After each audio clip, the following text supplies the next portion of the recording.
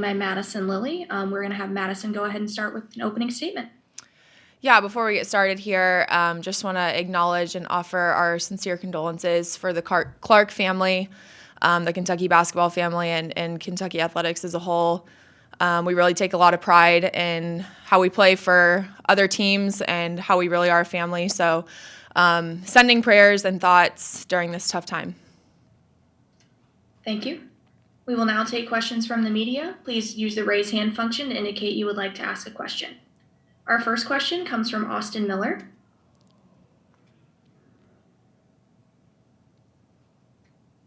Austin, go ahead with your question. Madison, over the last 4 games in this tournament, you all have had a killer mentality in these final sets. You're winning by over 8 points. What is it about these finishes that's bringing out the best in you up? Yeah, I mean, this is a team of crazy competitors, and it might sound cliche, but I have never been a part of a group that loves competing like we do. And we've been putting ourselves in these situations for 8-9 months now. So now that we're finally here, we're soaking it in, but also we're not taking no for an answer. So we're competing with each other, playing hard. We've always been doing that, but I think now it's a lot more heightened because we have the attention of the nation and the volleyball world now, which makes it a lot more fun. But just competing hard and trusting everything that we've been training. Thank you. Our next question is from John Clay. Madison, on the broadcast, they talked more than once about when you first came to camp at UK at Craig's camp as a 7th grader and how impressed he was with you back then.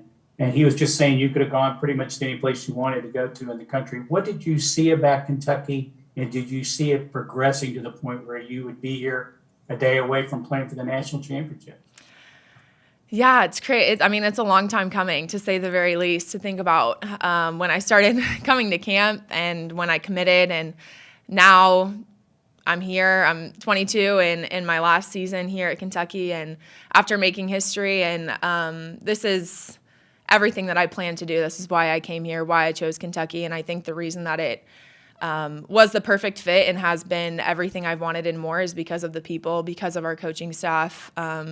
Craig, Anders, Carly, Katie Poole, our strength staff, just the way that everyone really treats it like a family is the reason that I chose to come here. And I knew that if the people I'm around every single day are people that I love and want to play for and play with, then everything else will fall into place. And I can say, sitting here right now, the day before the national championship, that will forever hold true. And it's wild to think, like I said, it's a long time coming, and it's been however many years, basically feeling like I'm in Kentucky blue even before I got on campus. But committing as a freshman and going all through high school, watching them and having my eyes set on making history and coming here and doing that is a dream come true. And like I said, it's the people that make it all worth it and are the reason that our experiences have been the way they are. Our next question is from Dick Gabriel. Madison, Washington came at you last night trying to take you out of your normal role in the offense. Do you anticipate Texas will do the same? I mean, Washington was a really good serving team. I think we battled that adversity really great. And even when we were out of system, we found ways to get it done. And it was really hard at times. I mean, I obviously don't pass, but even just watching the balls drop right before they get to our passers, it was kind of a wake-up call. Like, okay, we need to face this adversity and we need to run with what we got and just kind of buckle down and play Kentucky volleyball. And Texas is going to serve tough. They're going to be a big block. And like I've said before, I love our transition game. We play hard, we play fast, and that I think is something that is extremely I guess in our advantage. I mean, I don't think that a lot of teams can play with us in transition, and that's a huge strength, and we're going to try to play to that as much as we can tomorrow night. And how much has this extra long season really kind of in a backhanded way paid off? I mean, I know it's been grueling, but you all got a chance to get to know each other maybe even better than in a normal season.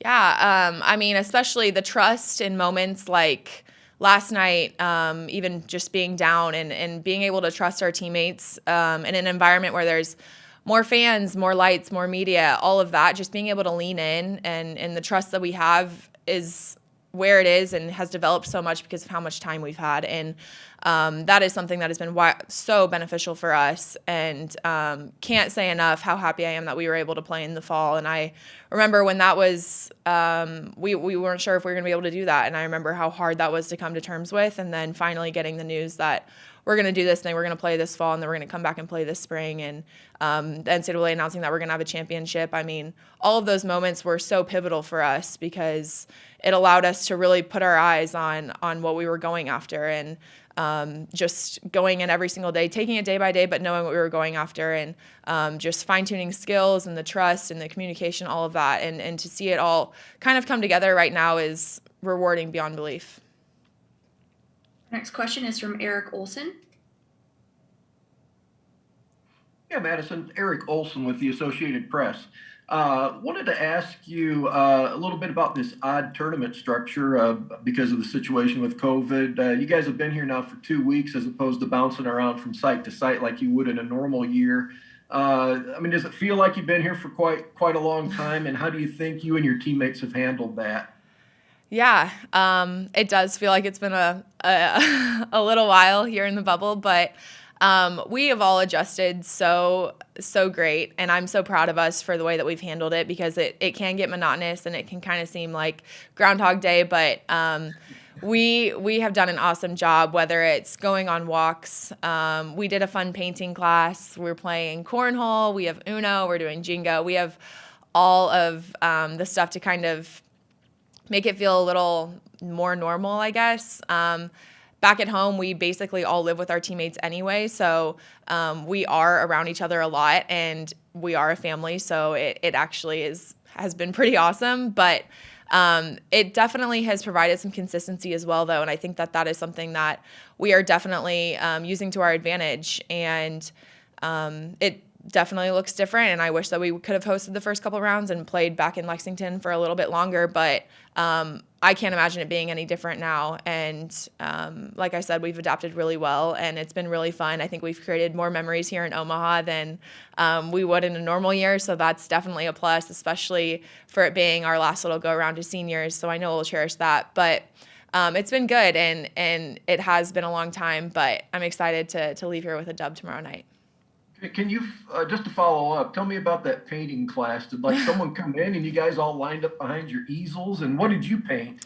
So it was just a virtual class. So we, Okay. so we put it up, and she would be mixing her paints, and we would all have to pause it so we could get our paint mixed, and then we would like paint the sky a light blue, and it was so funny. We spent far too long doing it because we were all like such perfectionists trying to make our flowers and our mountains perfect. But it was so funny. We have all of them kind of put up in our meeting room, so we've kind of made it feel like home with little things like that.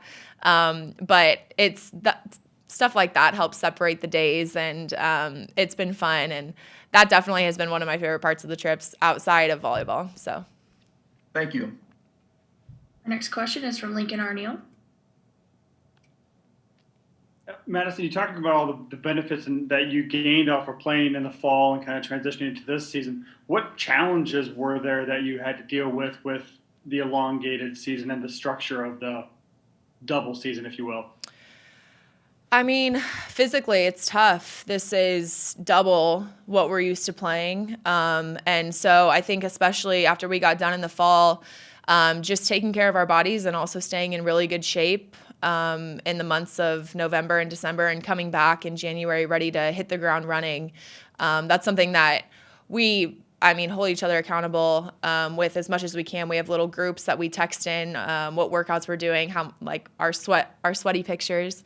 Those are something that we always send in during the off season, just to make sure that when we do get back on campus and we get back on the court, we're ready to go, and that's not something that needs to be addressed and kind of take up time. But as far as challenges go, I think it's just the discipline in and of itself. It was hard, and it was really hard, especially with COVID, and to put the game and put our teammates and our lofty goals first was difficult.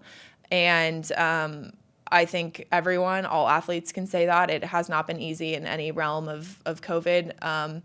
But like I said, I'm so happy that we played in the fall, and I think it prepared us for moments like this, and just the relationships, like I said, the relationships and the trust and being able to work through certain things, I don't think we would have been able to do if we would have started this in January. So it's been nice to be able to compete for over 9 months, and I think it's just prepared us great. And I am very, very, very, very thankful to have Craig and Mitch Barnhart, our athletic director, and everybody behind the scenes that has worked so hard to get the SEC to the big push that we needed to play in the fall and to play a full season. And that was huge for us.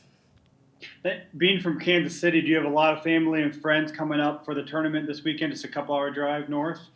Yeah, it's not far at all, which is it's nice, but it's also weird because we played here for clubs so much. So in the beginning, it was like, wow, I feel like I'm kind of reliving my club days. But yeah, gonna have some people in the house. I had my club coaches here last night, which was fun. But it's so cool to look up and see all the blue in the stands. I mean, that is such an awesome feeling. It's so surreal, and I truly, it leaves me speechless. It's so awesome to look up and have that support, and people traveling from all over the country to watch us. And I'm lucky that it is short for my family and friends, but even the people coming up from Texas, from all the way from Lexington, it's so cool and so rewarding, and I think I can speak on everyone's behalf saying that. Next question is from Larry Bott. Yeah, Madison, a couple things for you. One, just wondered, how did a girl from Kansas get to a Kentucky camp in the 7th grade? And then talk a little bit about the relationship you and Gabby have had and how it just seemed to hit on all cylinders right from the beginning and what that's meant to you. Yeah, so I was playing, well, from the Kansas City area, there had been a couple girls that played on Kentucky. So I kind of just was talking to them, and their parents had reached out to mine, and I ended up going to camp with a few different Kansas City girls. We made like a carpool situation out of it, and in those moments, it didn't seem like anything major. It was just seemed like something fun to do, and we were staying. And it's so funny now being on campus to think about how far even just the way campus looks is. We were staying in, dorms that are torn down now. But I also stayed with Gabby at camp once before we both were committed. And I remember she headed out early because she was going to a different camp. And I remember being like, dang, I really liked her. Like, I wish we could stay one more night in our dorm together. But Gabby is one of the most fierce competitors that I know. And being able to see the fire in her eyes and the fight and drive this tournament especially has been so cool, just because I've played with her at what seems like every level at this point. And to be able to bring that back to our team a couple years ago was awesome. And then, like I said, just the relationship that we've developed on and off the court has been so awesome for us. And it's allowed us to elevate our game and to allow other people to elevate theirs as well. So it's been huge for us. And I think especially from a competitive standpoint, just the grind, being able to embrace the grind. Gabby and I have gone through the ringer with the grind during our summers together. So being able to bring that back and just compete as hard as we can and pass along the drive has been awesome. Our next question is from Lee Feinswag. I'm Madison Lee from volleyballmag.com. This isn't what I was going to ask you, but the Kansas City thing came up. You must have played with or against Jenna Gray and Adriana Fitzmaurice. I did. I didn't as much in club. In high school, we did. But yeah, they're just up the road from me. And it's really cool to follow their careers and kind of put KC on the map. But yeah, they're studs. And to be able to kind of watch Jenna, and even though she was only a year older than me, I remember watching her, and she played at a club called Invasion, so I was always watching them. And it's so cool to hear from people and to talk about being a KC native, because they really put us on the map. So the reason I asked the question now, though, is my ears perked up a couple answers back. Are you coming back, or are you moving on? I am moving on, yes. Do you know what you're going to do?